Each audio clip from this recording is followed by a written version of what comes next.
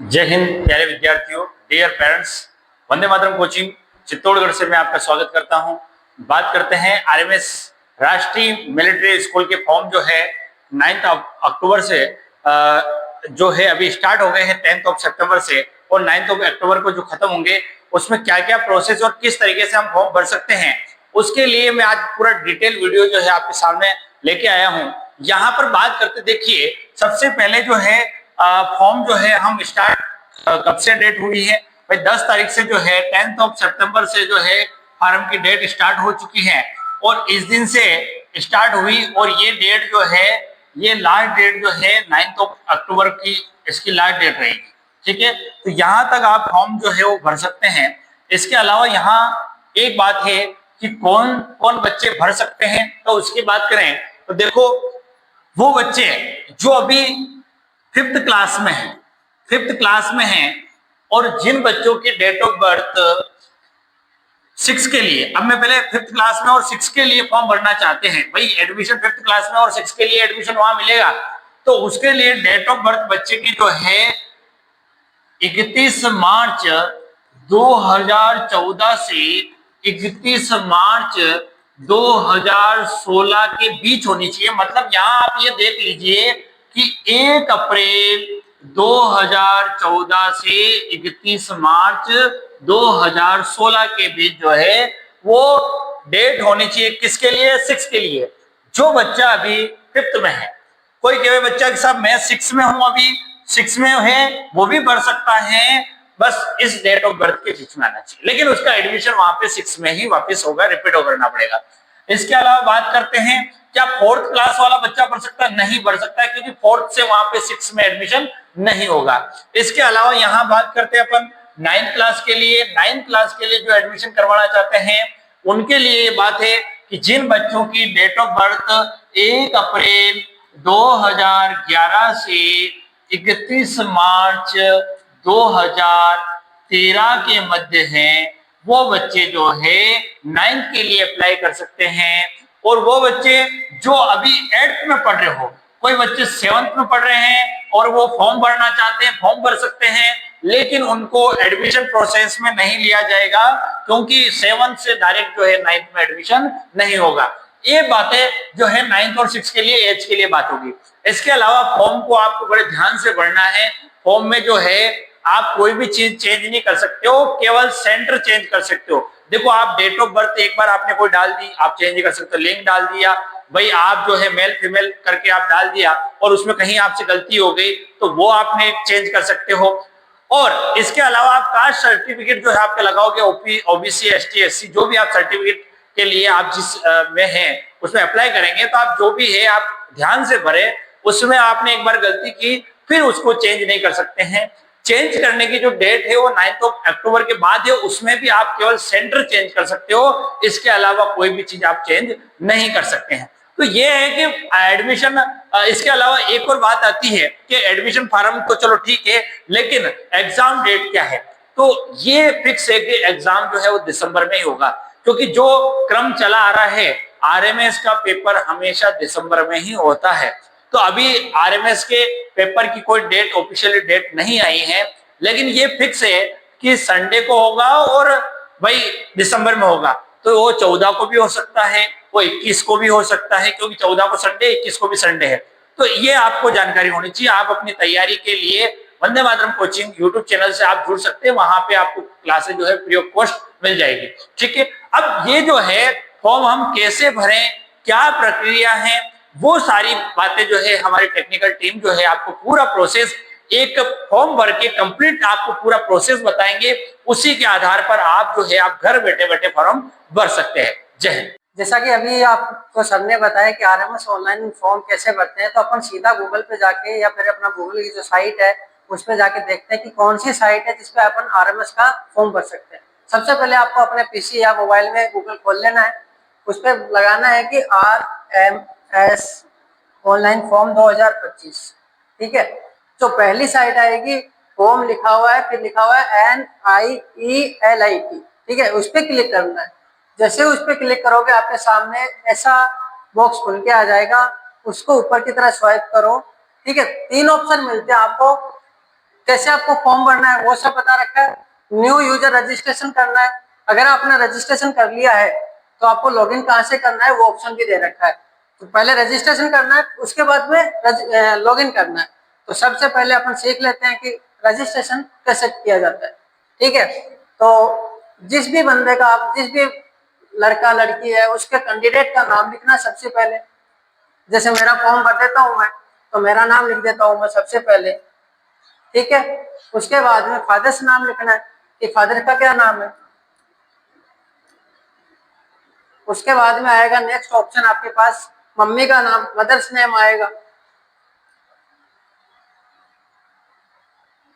जैसे जैसे मैं भर रहा हूँ ना वैसे वैसे आपको फॉर्म फिल करना है, लेकिन डिटेल आपकी देनी है, नहीं कि मेरी देनी। ठीक है, उसके बाद में मोबाइल नंबर, आपके पापा के मोबाइल नंबर दे देना।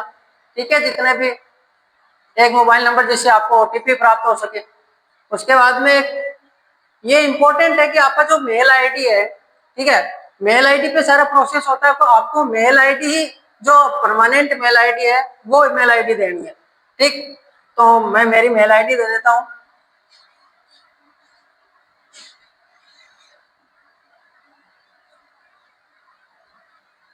ऐसे ही उठा के आपको मेल आईडी नहीं देनी है।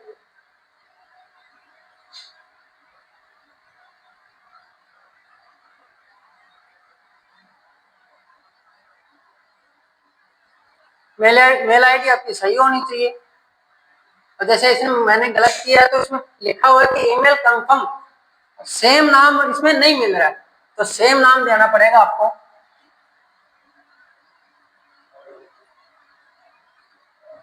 गलत मेल आईडी बिल्कुल भी नहीं भरनी है, सारे नोटिफिकेशन इसी में जाएंगे। ठीक है, इसके बाद में आपको आना है कि ये जो बॉक्स दिया हुआ है इसका मतलब है कि आपने जो जितनी भी सूचनाएं दी अपने बारे में वो सही है या गलत है। अगर सही है तो आपको यस कर देना है यहाँ पे। ठीक है, उसके बाद में आपको पासवर्ड बनाना है। ये पासवर्ड आपको याद रखना है। पासवर्ड आपका जैसे कोई भी नाम हो, पहले नाम लिख देना, उसके बाद में @ दे देना, तो संख्या दे देना, वो सारा पासवर्ड देना है। ठीक है, लास्ट में ये जो बॉक्स है चेक बॉक्स, उसको आप एग्री कर देना। जैसे ही आप एग्री करोगे तो कंटिन्यू पे कर देना। कंटिन्यू करने के बाद में आपने जो मोबाइल नंबर दिया ना, यहाँ पे ये जो मोबाइल नंबर दे रखे हैं उस पर एक ओटीपी आएगी। ओटीपी आने के बाद में जैसे सबमिट करोगे तो आपका रजिस्ट्रेशन हो जाएगा। रजिस्ट्रेशन जैसे हो जाता है, यहाँ पे लिखा आएगा कि आपका जो रजिस्ट्रेशन संख्या है वो क्या है। ठीक, अब जैसे रजिस्ट्रेशन हो गया उसके बाद में क्या प्रोसेस है, उसके बाद में सिंपल सा है, आपको लॉगिन करना है। लॉगिन करने के बाद में जो आईडी नंबर आए हैं आपके, वो नंबर यहाँ पे लिखने, तो मेरा है 1320 394। ठीक है, तो मैंने मेरा पासवर्ड भी दे रखे हैं, वो भी मैंने सेव कर लिए। और जो अभी ये कैप्चा जो आ गया है ये फॉर्म फिल करना है। कैप्चा को एकदम ध्यान से देखना, उसके बाद में ही करना, कई बार बहुत बार गलती हो जाती है। ठीक है, जैसे ही आप सक्सेसफुल रजिस्ट्रेशन कर लेते हो उसके बाद में आपके सारे स्टेप आ जाते हैं कि आपको क्या क्या करना है। ठीक है, तो personal detail step first, step 2, step 3, 3 step में ये पूरा फॉर्म कंप्लीट होगा। फर्स्ट स्टेप क्या है, आपका फॉर्म भरना है। ठीक है, दूसरा स्टेप क्या है, आपका फोटोग्राफ और सिग्नेचर अपलोड करना है। तीसरा क्या, आपका पेमेंट करना है। तो पहला फिल एप्लीकेशन पे जाना। ठीक है, यहाँ पे लिखा हुआ है कि क्लास अप्लाइंग फॉर एडमिशन, आप कौन सी क्लास के लिए एडमिशन कर रहे हो। यहाँ पे जैसे करोगे तो क्लास 6 आ जाएगा, क्लास 7 आ जाएगा। अगर क्लास 6 के लिए करना है आपको तो क्लास 6 कर सकते हो, 7 के लिए करना है तो 7 कर सकते हो। नाम आ गया, उसके बाद में पापा जी का नाम आ गया, मम्मी का नाम आ गया। जेंडर, अगर आप लड़के हो तो मेल कर सकते हो, लड़की हो तो फीमेल कर सकते हो। आधार नंबर, आपका जो भी आधार नंबर है वो इसमें लगा देना।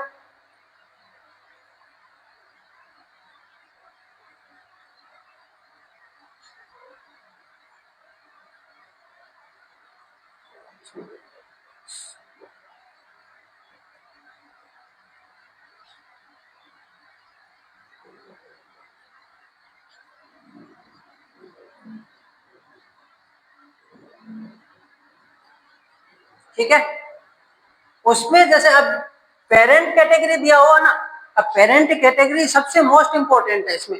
पेरेंट कैटेगरी का मतलब है अगर आपके मम्मी पापा अगर ऑफिसर नहीं है, किसी भी डिफेंस में काम कर रहे हैं, जैसे नेवी हो गया, एयरफोर्स हो गया, आर्मी में हो गए, है ना, ओनली फॉर आपके मम्मी और पापा, दादाजी होगा नहीं चलेंगे, आपके भाई होंगे नहीं चलेगा, ओनली फॉर पेरेंट्स यानी मम्मी और पापा। ठीक है, अगर ऑफिसर लाइन में नहीं है तो आपको ऊपर वाला करना है, JCO/OR वाला। अगर मम्मी और पापा आपके ऑफिसर लाइन में है तो आपको डिफेंस और ऑफिसर करना है, अगर दोनों में नहीं है तो सिविलियन करना है। ठीक है, उसके बाद आपकी डेट ऑफ बर्थ आ जाती है। अगर आपकी डेट ऑफ बर्थ क्या है वो सारा यहाँ पे लिखना है।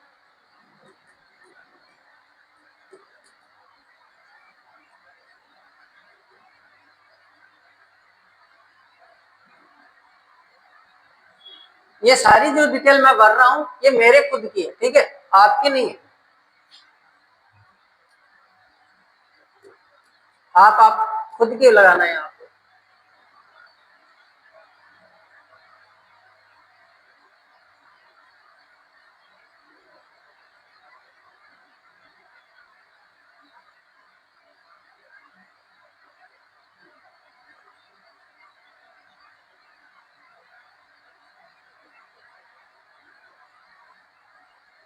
आपका एड्रेस, जिस शहर जिस गली में आप रहते हो, परमानेंट एड्रेस जो आपका आधार कार्ड है उसमें मिलेगा, तो आपको अपना आधार कार्ड दे देना है। आधार कार्ड में जितना भी आपका एड्रेस है वो सारा दे देना, ठीक है, ताकि आगे जाके आपको कोई गलती ना हो। डिस्ट्रिक्ट आपका, जैसे मैं चित्तौड़गढ़ से हूँ तो मैं चित्तौड़गढ़ लिख देता हूँ। स्टेट, मैं राजस्थान से हूँ तो राजस्थान लिख देते हैं, पिन कोड लिख देते हैं।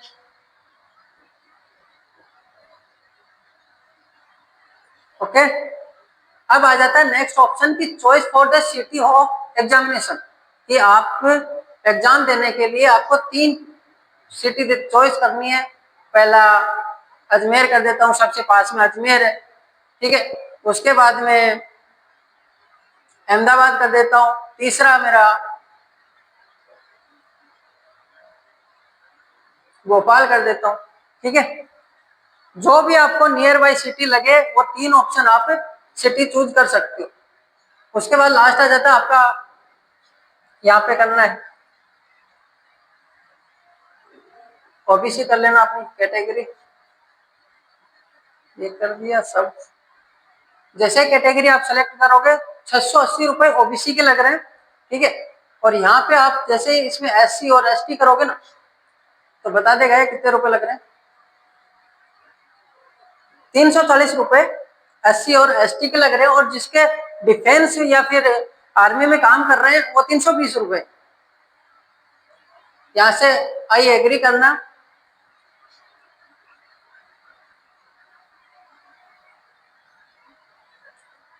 चीजें सारी अपनी सही होनी चाहिए,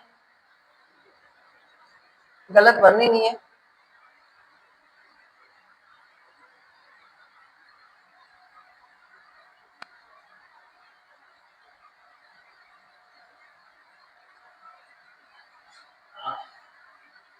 ओके, हो गया।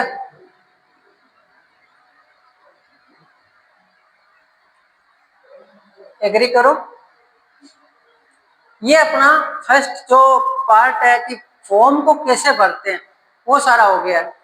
लास्ट में जाना है सेव स्टेप 2, ओके कर देना है। ओके करने के बाद में आपके पास आएगा कि आपकी जो फोटो है ना वो 50 KB की होनी चाहिए। कितने KB की होनी चाहिए? 50 KB की। यहाँ पे लिखा हुआ है image should be JPG format में होनी चाहिए, साइज उसके 50 KB होनी चाहिए, 50 KB से कम नहीं होनी चाहिए, 50 KB से ज्यादा नहीं होनी चाहिए, 50 KB से कम चली जाएगी, 10 KB से 50 KB तक आपकी फोटो चली जाएगी, ठीक है। वही सिग्नेचर में भी 50 KB की फोटो होनी चाहिए, ये लिखा हुआ है सिग्नेचर में भी 50 KB की फोटो होनी चाहिए, ठीक है। दोनों में 50-50 KB की फोटो अपलोड करनी है। जैसे यहाँ पे फोटो लगाओगे चूज फाइल पे जाना, मीडिया पे जाना। अगर आपके पास, आपको फोटो रखनी है, मेरे पास फोटो नहीं है इसमें, बता रहा हूँ आपको। इसमें फोटो नहीं है, तो यहाँ पे फोटो फिल करना है, यहाँ पे सिग्नेचर फिल करना है, ठीक है।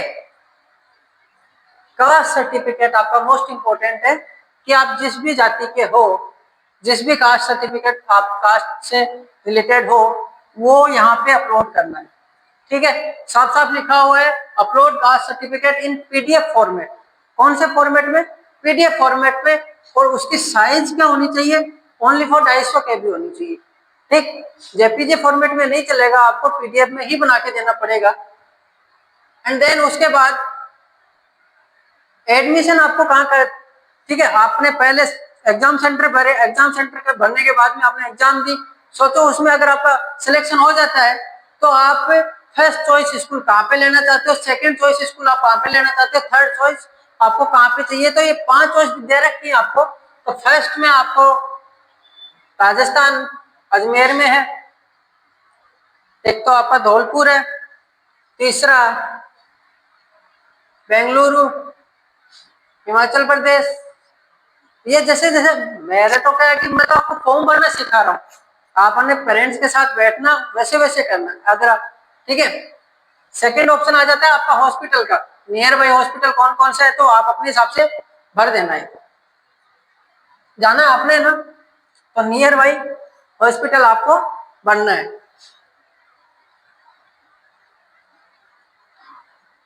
अब फोटो मांग रहा है और साइन मांग रहा है, बस यही प्रोसेस था, ज्यादा प्रोसेस नहीं है। पूरी डिटेल भरनी है, डिटेल भरने के बाद में आपको फोटो और साइन अपलोड करने हैं। साइन अपलोड करने के बाद में आपको ना स्कूल चॉइस करनी है, स्कूल चॉइस करने के बाद में हॉस्पिटल चॉइस करना है मेडिकल के लिए, ठीक है। और फिर जैसे आप फोटो और साइन यहाँ पे अपलोड कर देते हो, उसके बाद में सेव और स्टेप 2 प्रोसीड कर देना। प्रोसीड करने के बाद में पेमेंट का ऑप्शन आएगा। आपके जितने भी, अगर आप SC/ST कैटेगरी के हो तो कितना का पेमेंट लग रहा है मैंने बताया आपको। ओबीसी में हो और आपके मम्मी पापा अगर ऑफिशियल लाइन में है तो आप कितने का पेमेंट हो, वो पेमेंट पूरा करना है, ठीक है। पेंडिंग नहीं छोड़ना है, जब तक वो पेंडिंग का ऑप्शन आ रहा होगा वहां पे आपका फॉर्म फिल कंप्लीट नहीं होगा, ठीक है। समझ गए होंगे, धन्यवाद। अगर नहीं समझे हैं तो कमेंट करके आप हमसे संपर्क कर सकते हैं, हम आपकी सहायता के लिए 24 घंटे तत्पर हैं।